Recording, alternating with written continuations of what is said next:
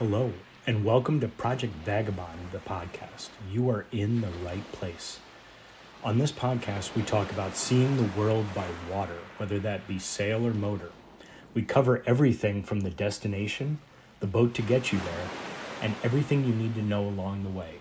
So join us as we throw off the lines and set a course for adventure.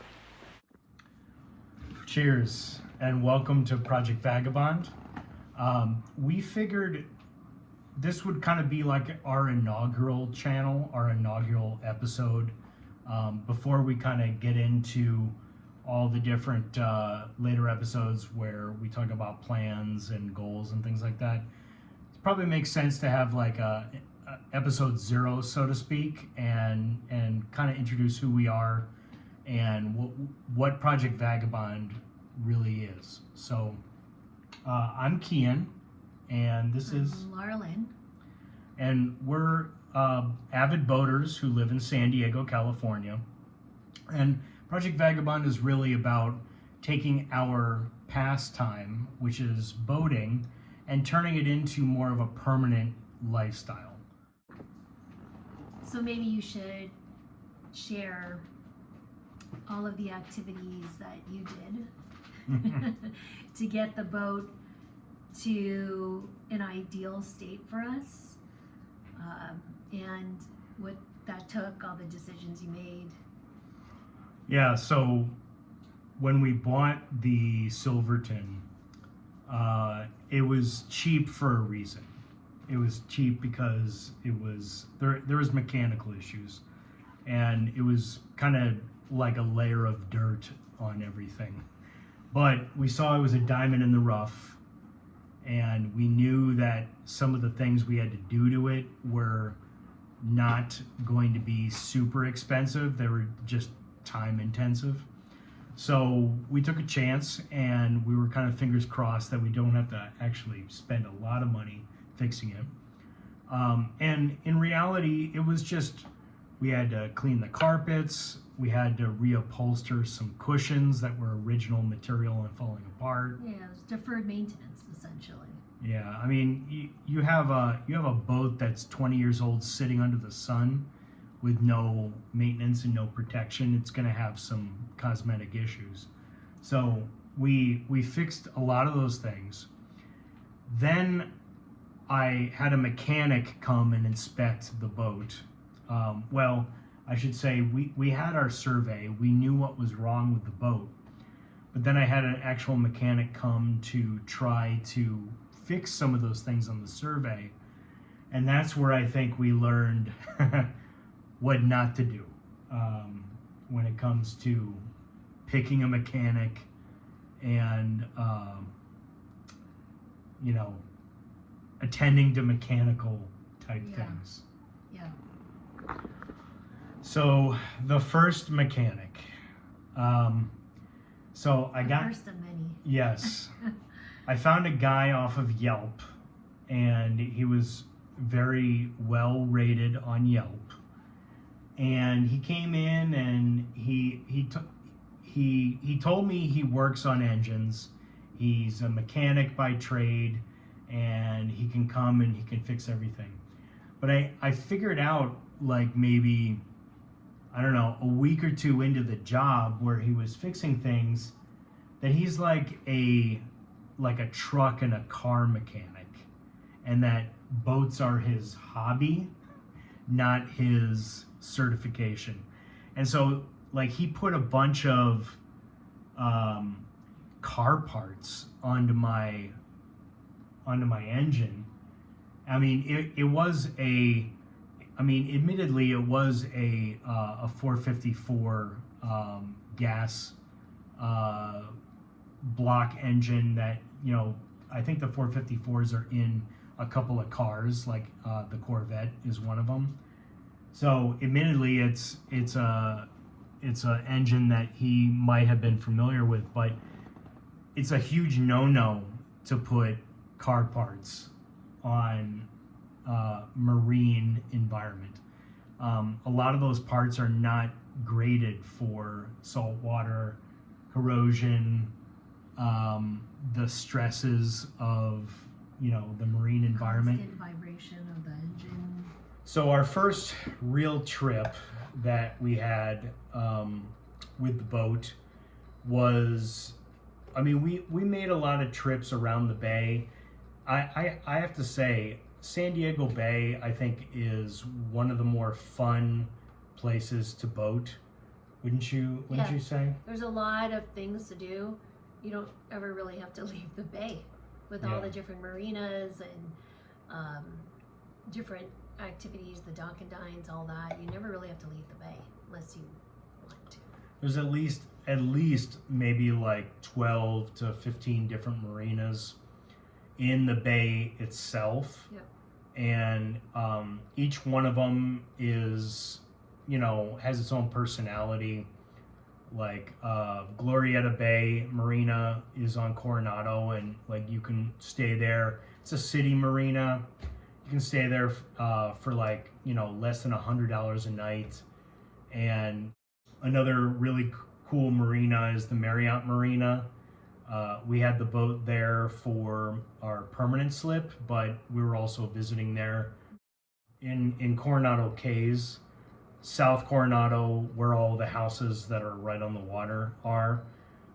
That was one of our favorite places, was Lowe's, because we could just bring the boat right up into their small marina, and you're right across from the Silver Strand Beach. It's like one of the best beaches in San Diego. And Frank is the dock master, and he's always really great whenever we would pull the boat in. Yeah.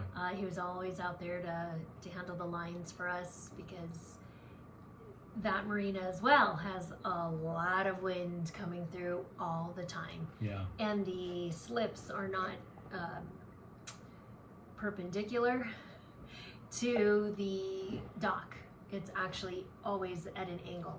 So however you're measuring to get into the slip, normally when there's a crosswind, you have to accommodate for the fact that the actual slips are 45-degree angles to the dock. So it adds another not an easy docking experience. But it's a great place to dock. Lowe's is a fantastic place to spend a weekend. We usually would open our boating season Memorial Day. It's not quite warm yet in San Diego, but we would take the boat over to see Frank at Lowe's and then spend the weekend with the kids in the pool. Always a fun time. Yeah. Always a fun time. And then on the north shore of the bay, you have like the Shelter Islands. You have the Harbor Islands marinas up there, and then you go further toward the mouth of the bay, and you have Point Loma marinas. So there's a lot of stuff to do and a lot of places to just go without actually going into the ocean. Yeah. Eventually, it became like old, and we had been everywhere that we wanted to go after a couple of years in San Diego. And we started really taking longer trips out into the open ocean at that point. I don't know if we'd say it got old. I think we got more adventurous as we got more comfortable with how the boat was running, how to crew the boat. The kids knew how to tie the dock lines. Like everybody was becoming more and more comfortable on that boat. Yeah, and I think our first trip, we went out into the ocean, and then we hooked around the hook of Point Loma, and we spent the night in Mission Bay, which is it's a smaller bay than San Diego Bay, but there's some nice restaurants there. There's some nice marinas and some nice anchorages as well. We went further in our next trip. We went all the way up to Oceanside, which is pretty much the only place you can stop between San Diego and Orange County. Oceanside is a small, tiny harbor. It's a little bit hard to get in because they face one of the angles where they sometimes get some pretty big swells. And the entrance to the channel has a lot of rocks, so there's always a lot of current and a lot of wind. So if you're not coming into the channel and you're not kind of in the middle of the channel, you have a chance of kind of running into some of the rocks because you can't always see them either, right? Yeah, no, nothing is scarier than coming in to Oceanside when there's southwest swells, and so you're basically surfing a wave coming into the channel, and you have to turn off that wave, otherwise you'll crash into the rocks of the jetty. So not my favorite, but it is a place to stop. And then we went up to Dana Point in our next trip, and we'll show you some pictures of Dana Point as well as we're talking through this. I really like Dana Point. I thought that it's a huge, very, very steep basin, and it's like cliffs surrounding the whole marina, and very, very nice area. So Newport Beach, I think, is my favorite stop along the west coast of all of our trips.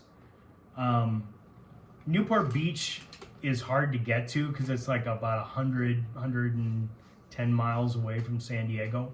Hard to get there all in a single day.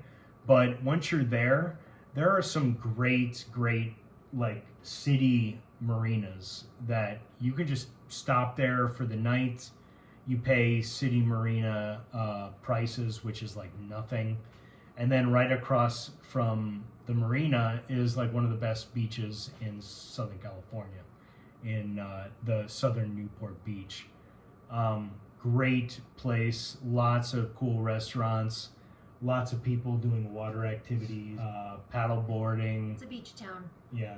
I think the kids had a really good time on that trip because when we went over the La Jolla Trench, we had all these dolphins swimming in our wake and underneath our boat, so they were messing with our depth meters, but they were riding along on our wake, and it was actually really fun to see them while we were going 10 knots. They were just swimming with us. It wasn't just really fun. It wasn't just like 10 dolphins. It was like a pod 1,000 dolphins. Yeah, there was quite a bit. Yeah, there was dolphins as far as you could see in the horizon. And we had no idea how deep it was at that point because they were just swimming underneath the boat, just crisscrossing. So we covered basically the Southern California locations, and I think, for almost 10 years we boated around Southern California, went to a lot of the destinations, the marinas around LA, Orange County, San Diego, Oceanside. So we kind of got to a point where we're like, we need to go further. We need to go like to a different destination that's challenging. So after all of the adventures we had on the West Coast and the years and years of memories, it was a really good time, really good 10 years of boating on the West Coast. We wanted to upgrade to our next boat, and we wanted something that improved upon some of the things that we wanted to improve on. And so when we were looking for boats, we were looking all over the country, and we found this thing in the mix of all of this, which was called the Great Loop. And the Great Loop is a 6,500 mile journey that a lot of people do every year. And they do it in boats about the size that we're looking at. So it was really intriguing, and it's really something that we started talking about. And I think we're kind of like gravitating toward that being the next journey we want to do. So in the spirit of being a vagabond, we are going to find our next boat. We know what we like, we know what we don't like, we know the size of the boat and amenities, and we're going to find our next boat, and then we're going to shove off and go explore the 6,500 miles that is the loop. maybe we'll take a side trip down to the Bahamas Definitely. and the islands, and just relax there and just do what vagabonds do. Just wander around and enjoy our time here. Yeah, and so obviously lots more coming on some of these topics. I'm really excited to take all of you guys through our boat searches.